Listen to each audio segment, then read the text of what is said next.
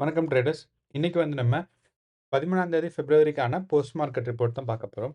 அப்போ இன்னைக்கு இந்த ரிப்போர்ட்ல என்ன பார்ப்போம் அப்படின்னா, இன்னைக்கு பிரைஸ் ஆக்ஷன் எப்படி நடந்திருக்கு? மார்க்கெட் ஏன் மேல போச்சு? கரெக்ட்டா கீழ வந்திருக்கு. அண்ட் இதோட அனாலிசிஸ் என்ன? அதாவது நேத்தோட மார்க்கெட்ல எந்தெந்த இடத்துலலாம் நம்ம பொசிஷன் எடுக்கிறதுக்கு நம்ம ரெடியா இருந்திருக்கணும். எந்தெந்த இடத்துல ப்ராஃபிட் புக்கிங்க்கு ரெடியா இருந்திருக்கணும். ஸோ இதெல்லாம் டிஸ்கஸ் பண்ணுவோம். அடுத்து நம்ம இந்த ஓப்பன் இன்ட்ரெஸ்ட்ன்னு சொல்லி ஒண்ணு இருக்கு. இந்த ஓப்பன் இன்ட்ரெஸ்ட்னா என்ன அப்படின்னு சொன்னீங்கன்னா, இப்ப பார்த்தீங்கன்னா, இந்த மாரி ஒரு இது இருக்கும். ஒரு கால் அண்ட் புட் ஆப்ஷன். இப்ப இந்த கால் அண்ட் புட் எந்தெந்த பிரைஸ் ரேஞ்சுல வாங்கியிருக்காங்க. இந்த கீழ பார்த்தீங்கன்னா, பிரைஸ் ரேஞ்சு, மேல பார்த்தீங்கன்னா குவான்டிட்டி. அப்போ இந்த எவ்வளோ ஒரு பிரைஸ் ரேஞ்சுலயும் எவ்வளோ குவான்டிட்டி வாங்கியிருக்காங்க. அண்ட் இத வச்சு மார்க்கெட்ட எப்படி பிரெடிக்ட் பண்றது? அப்படிங்கிறத இன்னைக்கு இந்த நம்ம வீடியோல பார்க்க போறோம். ஸோ அதுக்கு முன்னாடி நம்ம சேனல சப்ஸ்கிரைப் பண்ணலன்னா சப்ஸ்கிரைப் பண்ணிக்கோங்க. ஏன்னா நம்ம நிஃப்டி அண்ட் பேங்க் நிஃப்டியோட டெய்லி அனாலிசிஸும், அதுவும் இல்லாம யுஎஸ் மார்க்கெட்டோட அனாலிசிஸும் டெய்லியும் போஸ்ட் பண்ணிருக்கோம். ஸோ தட் நீங்க டெய்லியும் ட்ரேட் பண்றீங்க. இல்லன்னா ஒரு லாங் டெர்ம் இன்வெஸ்டர் இது 2ல நீங்க எதா இருந்தாலும், கண்டிப்பா இது உங்களுக்கு பயனுள்ளதா இருக்கும். அதாவது எந்த டைம்ல கரெக்ட்டா நீங்க இன்வெஸ்ட் பண்ண ஆரம்பிக்கலாம். எந்த டைம்ல நீங்க ப்ராஃபிட் புக் பண்ணணும். அப்படிங்கிற இன்ஃபர்மேஷன்லாம் நீங்க ரெகுலரா பார்த்தீங்கன்னா தெரியும். இப்போ வாங்க நம்ம வீடியோக்குள்ள போலாம். ஸோ நேத்தோட மார்க்கெட் பார்த்தீங்கன்னா, நான் இத க்ளோஸ் பண்ணிர்றேன். ஸோ ஆனா ஓகே. ஸோ நேத்து நம்ம என்ன பண்ணியிருந்தோம், ஒரு 3, 4 டிஃபரெண்ட் பிரைஸ் லெவல்ஸ் வச்சிருந்தோம். ஸோ இது சப்போர்ட் அண்ட் ரெசிஸ்டன்ஸ்ன்னு சொல்லலாம். அப்ப நேத்த பொறுத்தளவு மார்க்கெட் என்ன ஆச்சுன்னா, மார்க்கெட் இந்த பாயிண்ட்ல ஓப்பன் ஆச்சு ஃபர்ஸ்ட் டே. அதாவது இந்த ஒரு கிரீன் கேண்டில் இருக்கு பாருங்க. இந்த ஃபர்ஸ்ட் கிரீன் கேண்டில். அந்த இடத்துல ஓப்பன் ஆயிட்டு, அதுக்கப்புறம் மார்க்கெட் மேல போயிட்டு இந்த ஒரு 23,000 டெஸ்ட் பண்ணி மேல போச்சு. அண்ட் செல்லர்ஸ் நல்லா கொண்டு வர ட்ரை பண்ணாங்க கீழ. ஆனா முடியல. மேல அப்படியே போயி, நம்ம சொன்ன மாரி 23,200ல டெஸ்ட் பண்ணி, ஃபர்ஸ்ட் டைம் டெஸ்ட் பண்ணுச்சு. திருப்பி வந்துச்சு. செகண்ட் டைம் டெஸ்ட் பண்ணுச்சு. திருப்பி வந்துச்சு. 3 டைம் பிரேக் ஆச்சு. பட் பிரேக் ஆனாலும் ரொம்ப ஹையா போகல. அங்கருந்து திருப்பி டவுன்ஃபால் ஆரம்பிச்சுருச்சு. ஸோ டவுன்ஃபால் ஆகி எங்க முடிஞ்சிருக்கு அப்படின்னு பார்த்தீங்கன்னா, 23.19. ஸோ இது நான் சொல்லியிருந்தேன். என்னன்னா நேத்து ப்ரீ மார்க்கெட் ரிப்போர்ட்ல. ஸோ நேத்தோட மார்க்கெட் என்ன ஆகும் அப்படின்னா, நான் கொஞ்சம் டவுன் சைட் போகி, அதுக்கு முதல் நாள் குளோஸ் ஆனத விட ஒரு 5-10% சாரி 10 இல்ல 20 பாயிண்ட் கம்மியா குளோஸ் ஆகும்னு சொல்லியிருந்தேன். இது நம்ம எப்படி பிரெடிக்ட் பண்ணியிருந்தோம் அப்படின்னா, யுஎஸ் மார்க்கெட்ட வச்சு தான் நம்ம பிரெடிக்ட் பண்ணியிருந்தோம். ஆனா என்னன்னா, என்னோட டைரக்ஷன் மட்டும் மாறி இருக்கு. ஸோ டைரக்ஷன் நான் சொன்னது கீழ போகும்னு சொல்லியிருந்தேன். ஆனா இந்த இடத்துல மேல மார்க்கெட் போயிருக்கு. ஸோ இது இவ்ளோ 100% பிரெடிக்ட் பண்ண முடியாது. அட்லீஸ்ட் இந்த பிரைஸ் ரேஞ்ச். ஸோ எந்த பிரைஸ்ல இருந்துச்சோ, அதே பிரைஸ்ல தான் ஆல்மோஸ்ட் இருக்கு. ஸோ பிரைஸ் டிஃபரன்ஸ்ன்னு பார்த்தீங்கன்னா, ஒரு லெஸ் தேன் 0.1% இருக்கும். இப்போ பார்த்தீங்கன்னா 0.14% அப்படிங்கும்போது ஒரு ஒரு ஒரு 1% ரொம்ப கம்மி. அப்படிங்கிறனால ஆல்மோஸ்ட் சேம் பிரைஸ்ன்னு தான் நம்ம சொல்ல முடியும். இப்ப நேத்து இருந்த பிரைஸ் 23.55. இன்னைக்கு இருக்கிற பிரைஸ் 23.19 அப்படிங்கும்போது ஒரு ஒரு 30 பாயிண்ட் கீழ குறைஞ்சிருக்கு. 35 பாயிண்ட் கரெக்ட்டா சொல்லப்போனா. அப்ப இந்த 35 பாயிண்ட் கீழ குறைஞ்சிருக்கிறது பெரிய மூவ்மென்ட் கிடையாது ஒரு ஸ்டாக்ல. அதுவும் நிஃப்டி 50ல. ஸோ அப்படிங்கும்போது ஆல்மோஸ்ட் சேம் பிரைஸ் தான் இருந்திருக்கு. ஸோ அப்போ இது நேத்து நம்ம சொன்ன பிரெடிக்ஷன் மாரியே தான் நடந்திருக்கு. ஆனா, அப்போ நேத்து நம்ம என்ன சொல்லியிருந்தோம்னா, ஃபர்ஸ்ட் மார்க்கெட் போச்சுன்னா, இந்த ஃபர்ஸ்ட் புல் பேக் எங்க இருக்கும்னா 23,100ல இருக்கும்னு. அதே மாரி செகண்ட் கேண்டில்ல 23,100 தொட்டோனே அப்படியே மார்க்கெட் கீழ வந்துருச்சு.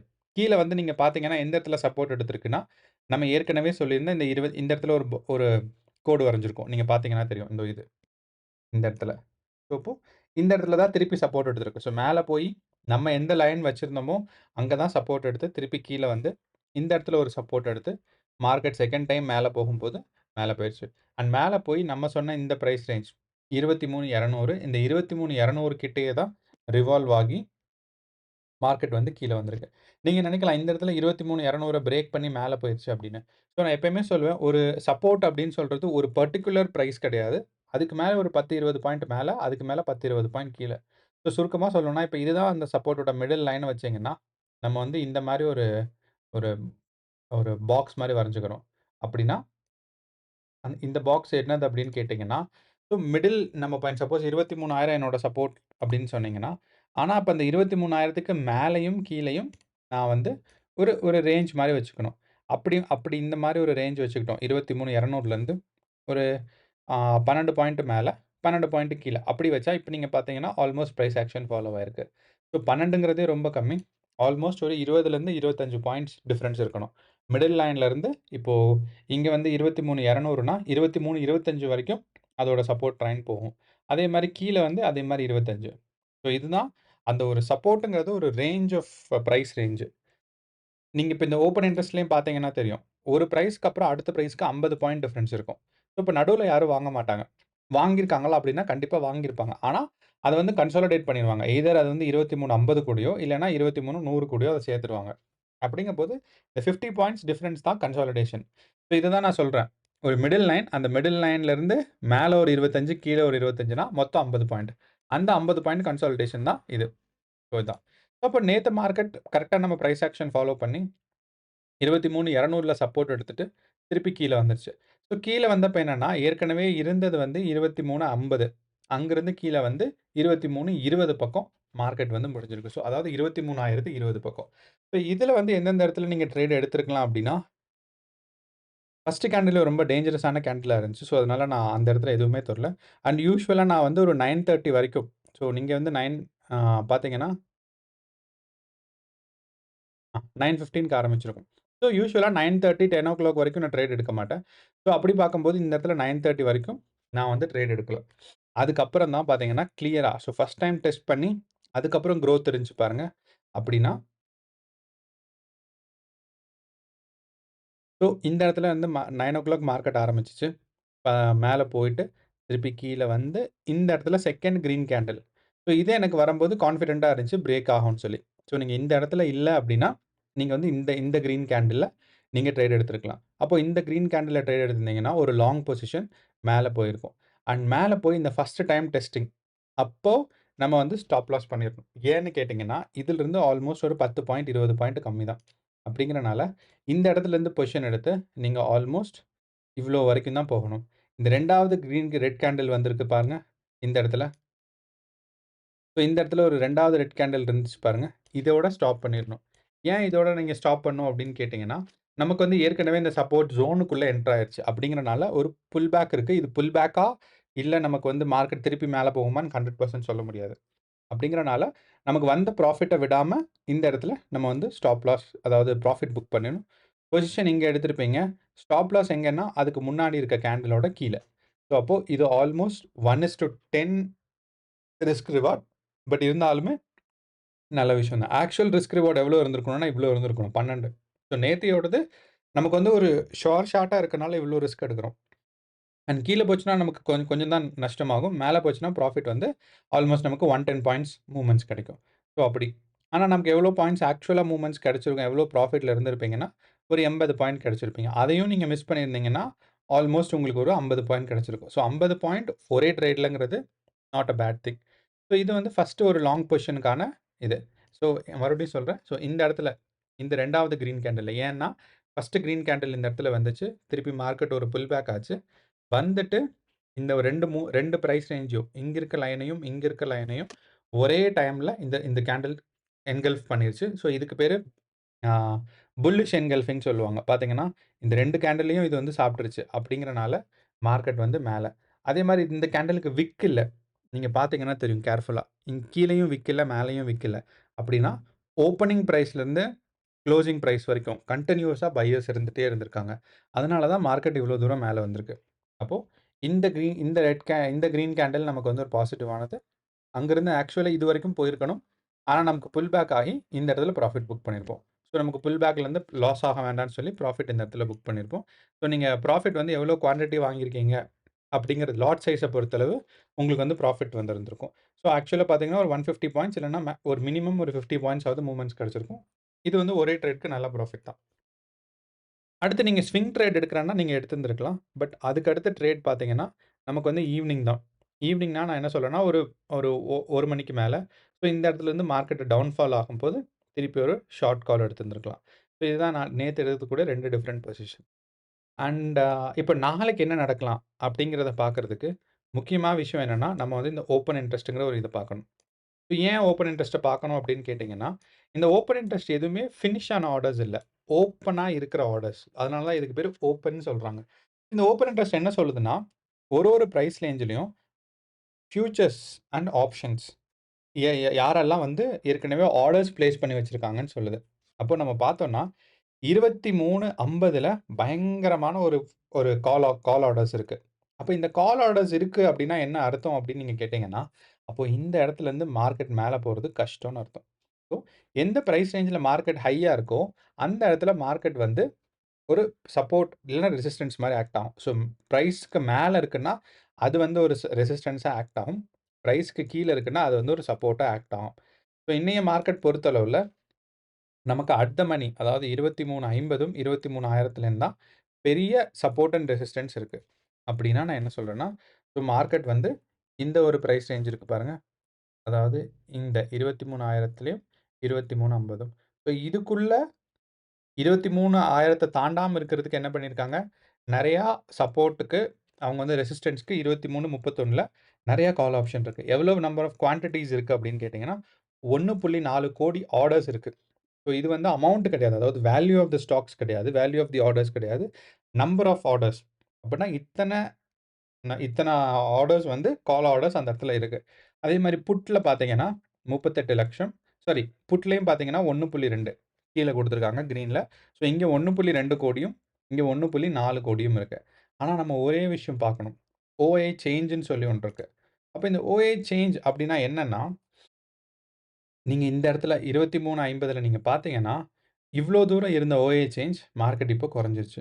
அதே மாரி கால் ஆப்ஷன் பார்த்தீங்கன்னா, நெறைய பேர் இந்த இடத்துல வித்திருக்காங்க. ஸோ இது வந்து செல்லிங்க்கான கால் ஆப்ஷன்ஸ். ஸோ ஸ்டார்ட்டிங் அதாவது எண்ட் ஆஃப் த டேல அப்படி இருந்தாலும், ஓஐ சேஞ்ச் என்ன சொல்லுது அப்படின்னா, இந்த ஓஐ சேஞ்ச் எப்படி ரீட் பண்றதுன்னு கேட்டீங்கன்னா சிம்பிள். இந்த சென்சிபிள்ஸ்ன்னு ஒரு சைட் இருக்கு. அங்க நீங்க போனீங்கன்னா, இந்த ஓஐ சேஞ்ச்க்கு எப்படி இல்லன்னா நார்மலா கூகுள்ல பார்த்தாவே தெரியும். ஸோ ஓஐ இன்கிரீஸ் ஆனா ஓஐ இன்கிரீஸ் ஆனா market may not go above the level. இதுதான் ஒரு அட்வான்டேஜ். அதே மாரி ஆ இங்க வந்து ஓஏஸ் டிக்ரீஸ் ஆனா may not go below this level. So அதான் ஒரு சப்போர்ட் அண்ட் ரெசிஸ்டன்ஸ். அப்ப நமக்கு இங்க ஓஏ அதிகமா இன்கிரீஸ் ஆயிருக்கு. ஸோ ஃபர்ஸ்ட்டு வந்து இந்த ஓஏ இன்ட்ரெஸ்ட்ட வச்சு நமக்கு என்ன சொல்லியிருந்தோம் அப்டின்னா, மார்க்கெட் 23:30லிருந்து இல்ல 23,000லேருந்து மேல போகாது. 23:50லிருந்து. அடுத்து ஓஏ இன்ட்ரெஸ்ட்டும் என்ன சொல்லுதுன்னா, இந்த பார்த்தீங்கன்னா 23:50ல நெறைய செல்லிங் நடந்திருக்கு. Call option. அப்படிங்கிறனால மார்க்கெட் இந்த ரேஞ்ச்லேருந்து மேல போறதுக்கு கஷ்டம். சப்போஸ் அப்படி மேல போனாலும் நமக்கு வந்து நல்ல மூவ்மெண்ட்ஸ் கிடைக்கும். அப்படி போனாலும் 23:100ல திருப்பி ரெசிஸ்டன்ஸ் ஆகும். அதே மாரி ஆனா நீங்க டவுன் சைட் போறதுக்கு பாருங்க. இந்த இடத்துல ஹவ் டூ ரீட்லயே நீங்க மறுபடியும் காமிக்கிறேன். ஸோ இந்த இடத்துல மார்க்கெட் வந்து கீழ போகாம இருக்கணும்னா, புட் ஆப்ஷன் இன்கிரீஸ் ஆகணும். ஆனா இந்த இடத்துல நமக்கு புட் ஆப்ஷன் இன்கிரீஸ் ஆன மாரி ஒரு இடம் கூட இல்ல. நீங்க பார்த்தீங்கன்னா தெரியும். எதுவுமே புட் ஆப்ஷன் இன்கிரீஸ் ஆன மாரி தெரியல. ஸோ அப்ப இத வச்சு நமக்கு பார்க்கும்போது என்னன்னா, மேல போறதுக்கான ஒரு ரெசிஸ்டன்ஸ் இருக்கு. ஆனா கீழ வரதுக்கான ரெசிஸ்டன்ஸ் எதுவும் இல்ல. அப்பன்னா மார்க்கெட் கடகடன்னு கீழ டவுன்ஃபால் ஆகுறதுக்கு வாய்ப்பு இருக்குன்னு அர்த்தம். ஸோ மேல போனா 23.50 இல்லன்னா 23.100ல மார்க்கெட் வந்து ரிவர்ஸ் ஆகும். ஸோ இதான் முக்கியமானது. அடுத்து ஒண்ணே ஒண்ணு என்னன்னா எஃப்ஐஐ டேட்டாஸ். எஃப்ஐஐ டேட்டால நம்ம போய் கேஷ் மார்க்கெட்ன்னு ஒண்ணு இருக்கு. அப்போ எஃப்ஐஐஸ் வந்து எவ்வளோ நேத்து வாங்கியிருக்காங்க. ஸோ டெய்லி எடுக்கலாம். ஸோ டெய்லி வந்து எவ்வளோ வாங்கியிருக்காங்க, எவ்வளோ வித்திருக்காங்க அப்படின்னு பார்த்தீங்கன்னா, நேத்த பொறுத்தளவு மார்க்கெட் டிஐஐஸோட பையிங் ரொம்ப அதிகமா இருந்திருக்கு. அதாவது அ 22,900 கோடி இருக்கு. எஃப்ஐஐஸோட செல்லிங் வந்து 2,700 கோடி இருக்கு. ஸோ, அதனால தான் மார்க்கெட் மேல போயிருச்சு. என்னன்னா, புல்லிஷ் பையிங் வந்து அதிகமா இருந்தனால மார்க்கெட் போயிருச்சு. ஸோ, நம்ம டிஐஎஸ்க்கு நன்றி தான் சொல்லணும். மார்க்கெட் மேல போனதுக்கு. அப்படிங்கிறனால, நாளைக்கு மார்க்கெட் வந்து மேல போகுமா, கீழ வருமான்னா, 2 பேரும் ஆல்மோஸ்ட் ஈக்குவல் தான் இருக்காங்க. ஸோ, அதனால நாளைக்கு கேஷ் ஃப்ளோ எப்படி இருக்குங்கிறத பொறுத்து தான் நமக்கு டிசைட் ஆகும். ஆனா, நம்ம ஓப்பன் இன்ட்ரெஸ்ட் டேட்டா வச்சு பார்க்கும்போது, நம்மளோட ஓப்பன் இன்ட்ரெஸ்ட் டேட்டா வச்சு பார்க்கும்போது, நமக்கு பார்த்தோம்னா, மார்க்கெட் வந்து மேல போறதுக்கான நெறைய ரெசிஸ்டன்ஸ் இருக்கு. ஆனா, கீழ வரதுக்கான ரெசிஸ்டன்ஸ் கம்மி தான். அப்படிங்கிற ஒரு காரணத்தினால, நாளைக்கு மார்க்கெட் வந்து கீழ வரதுக்கான வாய்ப்புகள் அதிகமா இருக்கு. இப்ப நான் என்ன பண்றேன், இதெல்லாம் அப்படியே நகர்த்தி நான் வந்து இந்த பக்கம் வச்சுக்கிறேன். அண்ட் இந்த 23,200 நான் வந்து டெலீட் பண்ணிடுறேன். காரணம் என்னன்னா, நம்ம அங்க ஓப்பன் இன்ட்ரெஸ்ட்ல என்ன பார்த்தோம்னா, 23,100 வரைக்கும் தான் மார்க்கெட் மேல போறதுக்கான வாய்ப்பு இருக்குன்னு. அப்போ இந்த 23,100லயும் இதையும் நான் வச்சுர்றேன். அண்ட் அண்ட் லோவர் சைடு அதிகபட்சம் போனா எவ்வளோ போகும் அப்படிங்கிறதுக்கு நமக்கு பார்த்தோம்னா 23,000 23,000லேருந்து 22,900 தான் அடுத்து பெருசா இருக்கு. ஓ! 22,900 இந்த பிரைஸ் ரேஞ்ச். அதுக்கடுத்து. ஸோ அப்போ நாளைய மார்க்கெட் பொறுத்தளவு நமக்கு வந்து 3 பிரைஸ் ஞாபகம் வச்சுக்கலாம். நம்ம வந்து அப்போ நாளைக்கு இங்க இருக்கு. அப்போ நாளைக்கு நமக்கு பொறுத்தளவு, நமக்கு ஃபர்ஸ்ட் ரெசிஸ்டன்ஸ் எங்க இருக்குன்னா 23.50ல. அப்போ இந்த இடத்துல இருந்து 23.50க்கு போச்சுன்னா, திருப்பி ஒரு புல் பேக் இருக்கும். அதையும் தாண்டி மறுபடியும் டெஸ்ட் பண்ணி 3வது தடவ மேல போச்சுனாலும் 23.100ல மார்க்கெட் கண்டிப்பா கீழ வரும். ஸோ கீழ வரும்போது நீங்க வந்து ஷார்ட் கால்க்கு எடுக்கலாம். அண்ட் லாங் போணும்னா இந்த 23.50 இல்லன்னா 23.70ன்னு வச்சுக்குவோம். ஸோ இந்த 23.50லேருந்து 70 தாண்டுனா தான் நீங்க வந்து லாங் பொசிஷன் எடுக்கணும். அதாவது இந்த மாரி இப்போ நேத்தோட பொசிஷன்ல நான் என்ன பண்ணியிருந்திருப்பேன் அப்டின்னா, மார்க்கெட் வந்து இந்த இடத்த தாண்டணும். அப்பன்னா தான் நான் ஃபர்ஸ்ட் பொசிஷன் எடுப்பேன். ஸோ அதுதான் நீங்களும் ஞாபகம் வச்சுக்கணும். அதே மாரி இந்த கேண்டில்ல தான் எடுக்கணும். ஏன்னா இந்த கேண்டில்ல நமக்கு தெரியாது மார்க்கெட் வந்து எந்த இடத்துல இருக்க போகுதுன்னு சொல்லி. ஸோ அதனால இந்த கேண்டில் எடுக்கக்கூடாது. எப்பயுமே சப்போர்ட் லெவல்லேருந்து மேல இருக்க கேண்டில்ல தான் நம்ம எடுக்கணும். ஸோ அப்படிங்கும்போது நாளைக்கு மார்க்கெட் மேல போச்சுன்னா இந்த 23.50 கிராஸ் பண்ணா தான் நீங்க வந்து லாங் கால் எடுக்கணும். ஷார்ட் கால் எடுக்கிறேன்னா, அதே மாரி 23.50லேருந்து கீழ வந்தா தான். அண்ட் ஃபர்ஸ்ட் ப்ராஃபிட் புக்கிங் இந்த 23,000த்துலயும், செகண்ட் ப்ராஃபிட் புக்கிங் வந்து 23, 22,900த்துலயும் இருக்கலாம். அத தாண்டி மார்க்கெட் கீழ போகும்னா, தற்போதைய நிலைமைக்கு இத தாண்டி மார்க்கெட் கீழ போகாது. ஏன்னா, இன்னைக்கோட மார்க்கெட் வந்து ஆல்மோஸ்ட் ஒரு 10, 20 100 பாயிண்ட் 150 பாயிண்ட்டுக்குள்ள தான் மூவ்மெண்ட்ஸ் நடந்துட்டே இருக்கு. ஸோ, அப்போ வந்து நமக்கு மார்க்கெட் வந்து இந்த மாரி தான் நடக்கிறதுக்கான வாய்ப்பு இருக்கு. அண்ட் நம்ம டீட்டெயில் அனாலிசிஸ் வந்து யுஎஸ் மார்க்கெட்ட பார்த்துட்டு, நம்ம வந்து அடுத்த நாள் வந்து நம்ம சொல்லலாம். ஸோ, ப்ரீ மார்க்கெட் அனாலிசிஸ்ல நான் வந்து எக்ஸ்ப்ளைன் பண்றேன். Detail analysis. யுஎஸ் மார்க்கெட்டையும் பார்த்தோம்னா, நமக்கு ஒரு 100% ஒரு மூவ்மெண்ட்ஸ பிரெடிக்ட் பண்ண முடியும். ஸோ, அவ்வளோதான் நண்பர்களே. இந்த நிஃப்டி அண்ட் பேங்க் நிஃப்டி நீங்க தொடர்ந்து தெரிஞ்சுக்க சேனல சப்ஸ்கிரைப் பண்ணுங்க. வேற ஏதாவது உங்களுக்கு டவுட்ஸ் இருக்கு, இல்ல வந்து வேற ஏதாவது நீங்க சொல்லணும் அப்படின்னு நினைச்சீங்க, இல்ல என்னோட பிரெடிக்ஷன்ல ஏதாவது ஒரு தப்பு இருக்கு, இல்ல இது நீங்க இந்த பாயிண்ட்ட மிஸ் பண்ணிட்டீங்க அப்படிங்கிற மாரி உங்களோட ஒப்பீனியன் ஏதாவது இருந்துச்சுன்னா, தய கண்டிப்பா கமெண்ட்ல போடுங்க. ஏன்னா நான் ஒரு ஃப்ளோல சொல்லும்போது ஏதாவது ஒரு பாயிண்ட் மிஸ் பண்ணியிருப்பேன். ஒரு கேண்டில் ஸ்டிக் பேட்டர்னோ, இல்ல ஒரு சப்போர்ட் அண்ட் ரெசிஸ்டன்ஸோ, இல்ல வேற ஏதாவது ஒரு டெக்னிக்கோ ஏதாவது நான் மிஸ் பண்ணியிருப்பேன். அதுக்கான வாய்ப்புகள் நெறையா இருக்கு. ஸோ, அத நீங்க கீழ கமெண்ட்ல போட்டீங்கன்னா, எனக்கும் பயனுள்ளதா இருக்கும். மத்தவங்களுக்கும் பயனுள்ளதா இருக்கும். அவ்வளோதான் நண்பர்களே. நன்றி. வணக்கம்.